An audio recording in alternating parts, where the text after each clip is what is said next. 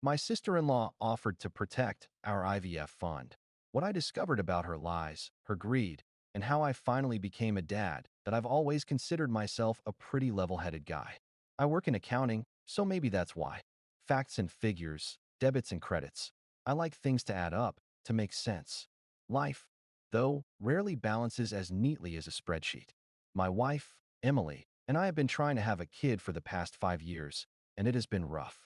Countless tests, doctor visits, hormone treatments, and nothing. We finally decided to take the plunge and start saving for IVF. It wasn't an easy decision. IVF is expensive, a financial and emotional commitment that would stretch us to our limits. But Emily has always wanted to be a mom. It's her greatest dream, and I wanted to do everything I could to make that happen for her. My name is Mark, and this is the story of how my sister-in-law stole that dream and a whole lot more. Sarah, Emily's younger sister, has always been, well, let's just say she's a free spirit. Artistic, impulsive, a bit chaotic. Where Emily is grounded and responsible, Sarah floats through life, drifting from one passion project to another, always on the lookout for the next big thing. I like Sarah in small doses. She's fun to be around, full of energy and enthusiasm. But I've also seen her make some questionable decisions over the years, especially when it comes to money. When we told Emily's sister, Sarah, about our plans for IVF and how much it would cost, she was immediately sympathetic. "Oh, guys, that's amazing. I'm so happy for you too," she'd exclaimed. Then, after a moment of thought, she added, "Listen, I know you're both busy, and money can be tricky to manage. How about I hold on to the funds for you? I'm pretty good with that sort of thing." Emily and I looked at each other, a bit surprised. Sarah had been talking a lot about a new high-yield investment strategy she was using, and her offer sounded genuine. We knew that we were going to have to be extremely strict with our spending, and Sarah has definitely kept us on track before. "Are you sure, Sarah?" Emily asked, her brow furrowed. "It's a lot of money. We don't want to put you out." Sarah brushed it off. "Don't be silly. It's no problem at all. Think of it as me helping my favorite sister make her dreams come true. Besides, I'll put it in a high-yield account. That money can be making more money for you. I know it's a long shot, but every dollar counts, right?" I looked at the situation from a technical point of view, and it made a lot of sense.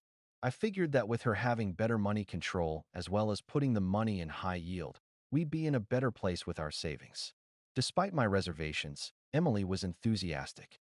She trusted her sister implicitly, and she liked the idea of having someone else manage the funds, relieving us of the daily temptation to dip into our savings.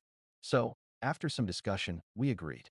We transferred our entire IVF fund, a little over $15,000, to Sarah's account, feeling a sense of relief and cautious optimism. We were one step closer to making our dream a reality, and we had someone we trusted to help us get there. Over the next few months, we focused on our health, our relationship, and our careers, trying not to obsess over the IVF process. We'd check in with Sarah occasionally, asking about the account balance.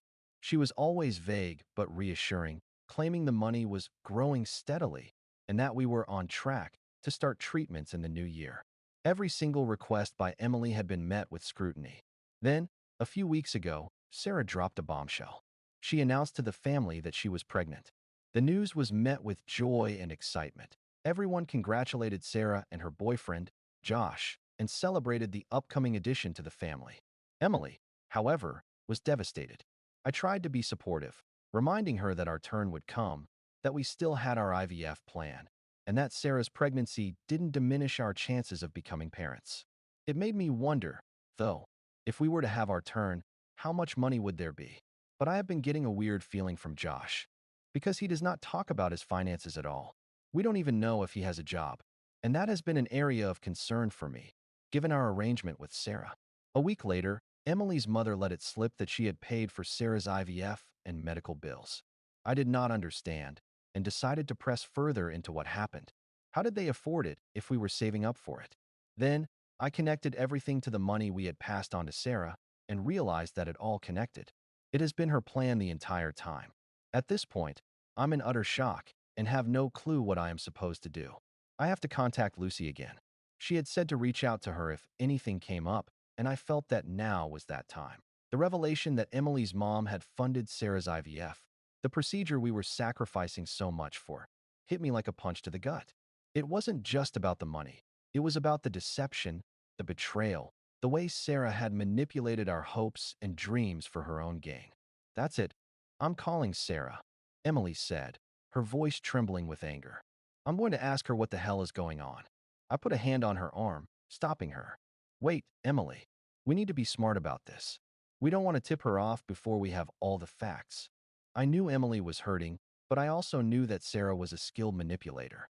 If we confronted her without a solid plan, she would likely twist the narrative, deflect blame, and leave us with nothing but more questions.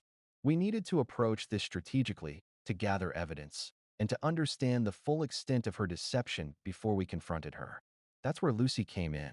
I called her that night, pouring out the whole story. Lucy, ever the pragmatist, listened patiently, then offered her characteristic blunt advice. Okay, Mark, this is messed up, but don't spiral. You need to play it cool. If Sarah's as manipulative as you say, she'll be expecting you to react emotionally. Surprise her by staying calm, asking questions, and gathering information. Think like an accountant, not a scorned husband. Her words were like a cold shower, snapping me out of my emotional fog. Lucy was right. I couldn't let my anger cloud my judgment. I needed to approach this with a clear head, to follow the data, and to uncover the truth, however painful it might be. First, Lucy suggested we focus on the money. Track down those high-yield accounts Sarah mentioned, she said. See if you can find any records of her transfers, any statements that show where your IVF money actually went. I started by checking our joint bank accounts, reviewing every transaction for the past year. There were no transfers to any account associated with Sarah, no record of any high-yield investments. The only outgoing transfers were to Sarah's personal account, and those were far smaller than the $15,000 we had entrusted to her. Okay, so she's lying about the high-yield account, Lucy said, her voice grim. That's not surprising. But where did the money actually go? We need to dig deeper. We spent the next few days poring over Sarah's social media, searching for clues about her lifestyle, her spending habits, and her connections. We discovered a pattern of frequent shopping trips to high-end boutiques, expensive dinners, and weekend getaways, all meticulously documented on her Instagram account.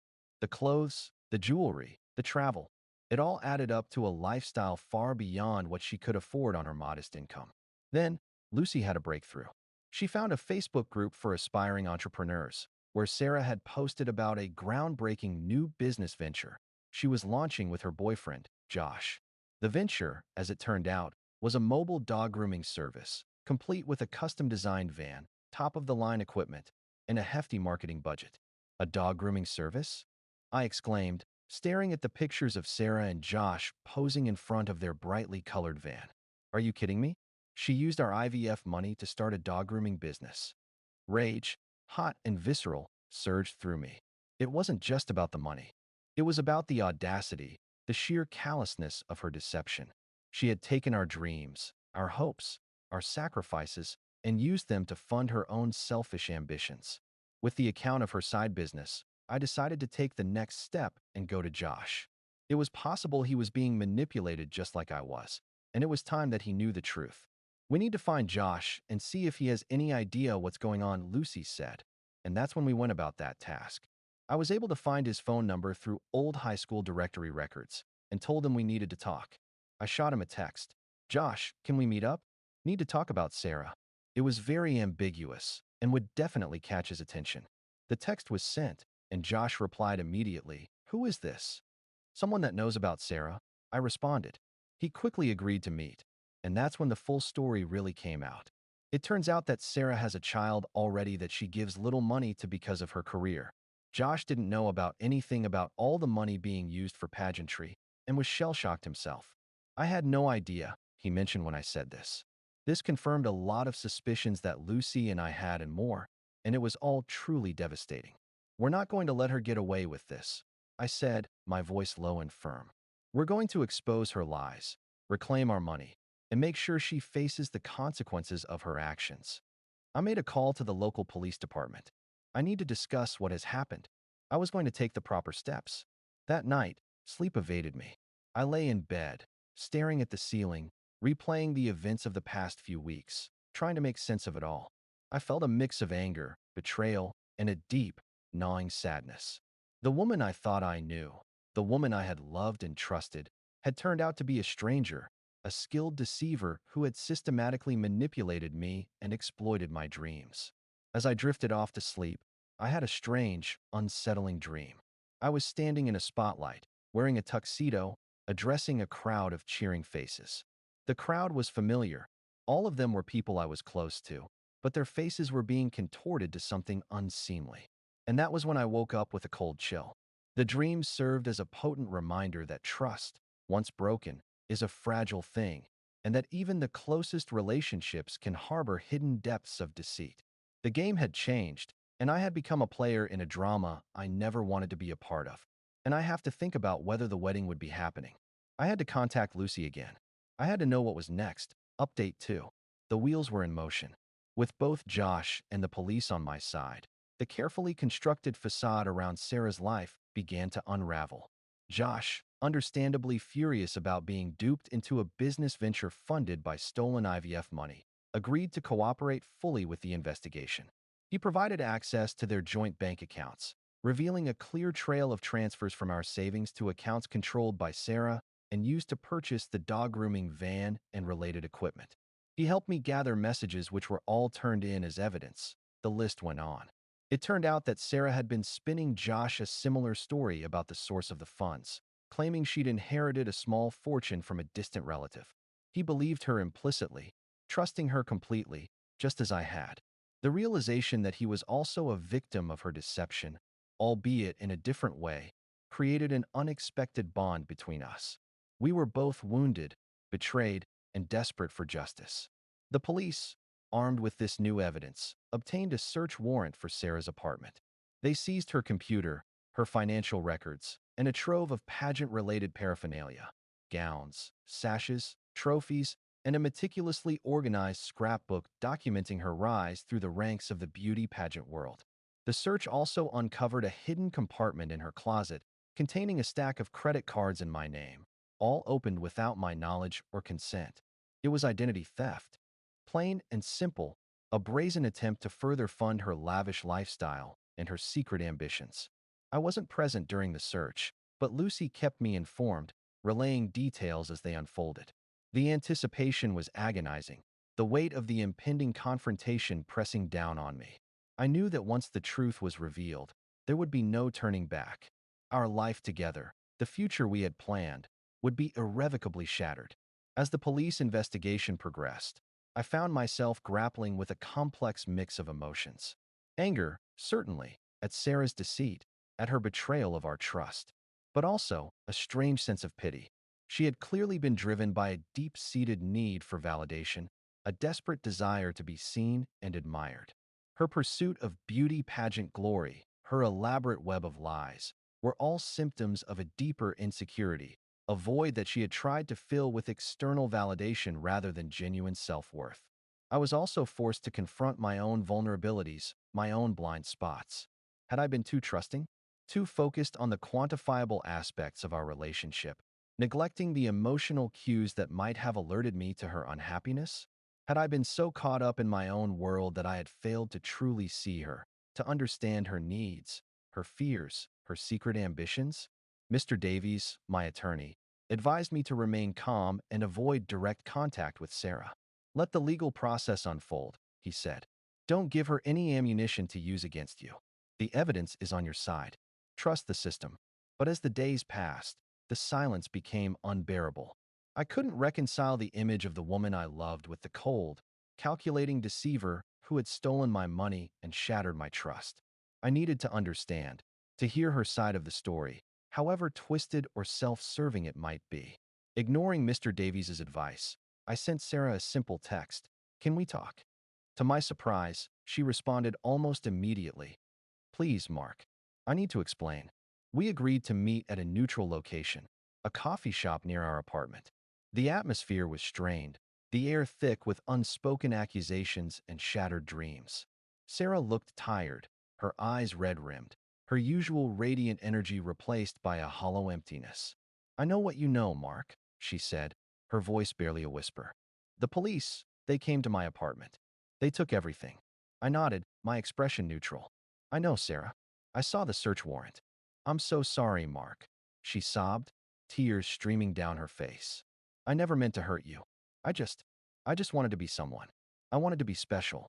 She then launched into a convoluted explanation, a tangled web of insecurities, ambitions, and desperate attempts to escape a life she felt was too ordinary. She talked about her childhood, her strained relationship with her parents, her lifelong desire for recognition. She said the pageants had given her a sense of purpose, a feeling of control, a validation that she couldn't find anywhere else. The money, the lies, it all just spiraled out of control, she said, her voice cracking. I never meant for it to go this far. I was just trying to keep it all together. I listened in silence, trying to reconcile the woman in front of me with the memories of the woman I had loved, the woman I had thought I knew.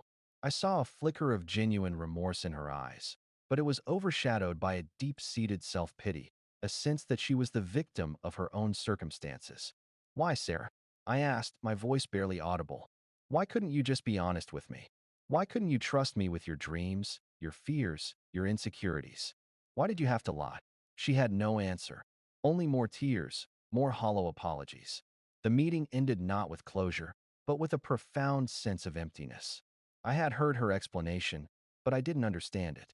I couldn't comprehend how someone could prioritize a fabricated identity over the foundation of trust and honesty that should have been the bedrock of our relationship. As I walked away from the coffee shop, I knew that there was no turning back. The chasm between us was too wide, the betrayal too deep. The woman I had loved was gone, replaced by a stranger, a skilled deceiver who had chosen a life of lies over the possibility of genuine connection. The legal process would unfold, the financial details would be sorted out, but the emotional scars would likely linger for a long time. Some betrayals, I realized, are simply too profound to forgive. Final update. The legal and financial fallout from Sarah's actions took months to resolve. The evidence I gathered, combined with Josh's cooperation, led to a swift and decisive victory in court. Sarah was found liable for fraud, identity theft, and embezzlement.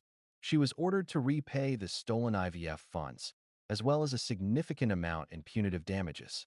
She also faced potential criminal charges, though the district attorney ultimately decided to offer her a plea deal in exchange for her full cooperation and a clean criminal record.